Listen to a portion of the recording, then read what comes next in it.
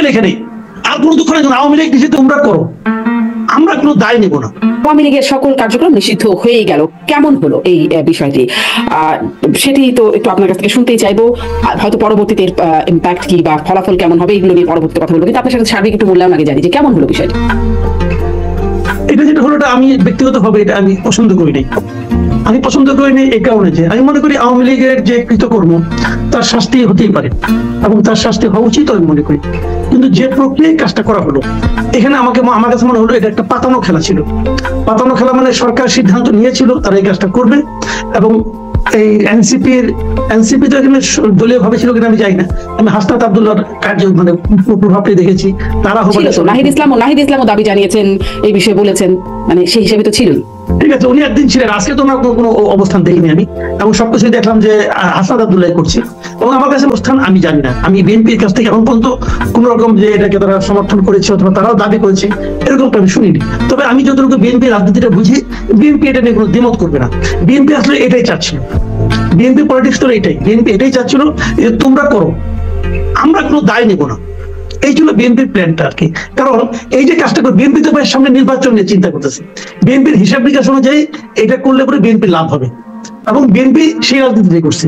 তারা শেষ মুহূর্ত পর্যন্ত দেখেছি আমি, মির্জা ফখরুল ইসলাম আলমকে বলেছে যে কোনো দলকে নিষিদ্ধ করার দায়িত্ব আমাদের না। তারা এটা দাবিও করে নাই, তারা করেও নাই, সরকার করেছে। কিন্তু এনসিপির দাবির প্রেক্ষিতে এবং এনসিপির সঙ্গে কতগুলি ইসলামপন্থী দল তাদের দাবির প্রেক্ষিতে এটা সরকার এই সিদ্ধান্তটা নিয়েছে।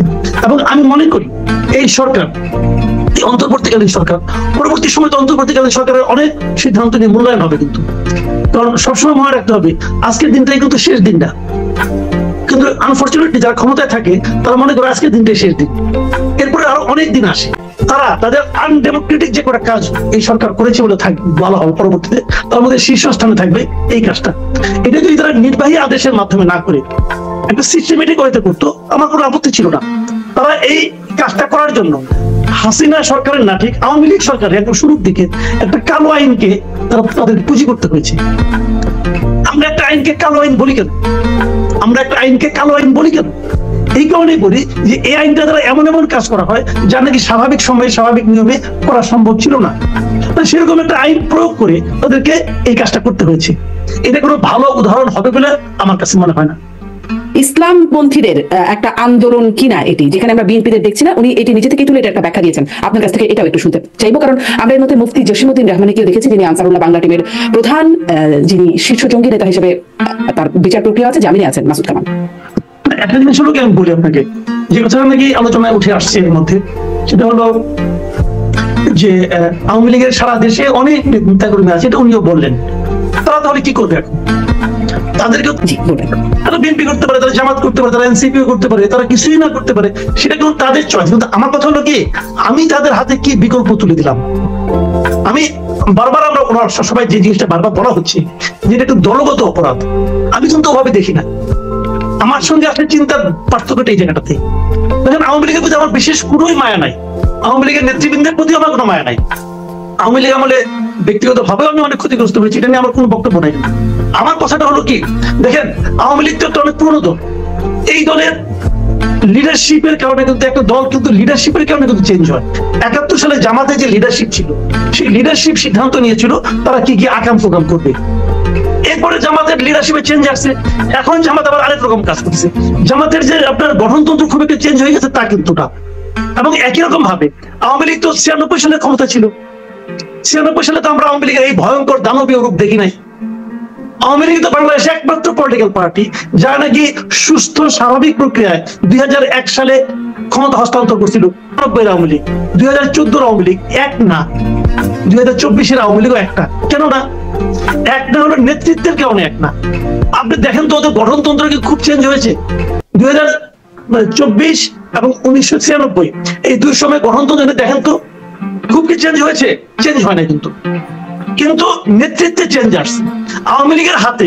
আওয়ামী লীগের এই গত ১৫ বছরে আওয়ামী লীগের কত নেতা কর্মী মারা গেছে, নির্যাতিত হয়েছে, তার হিসাব কেউ করছে?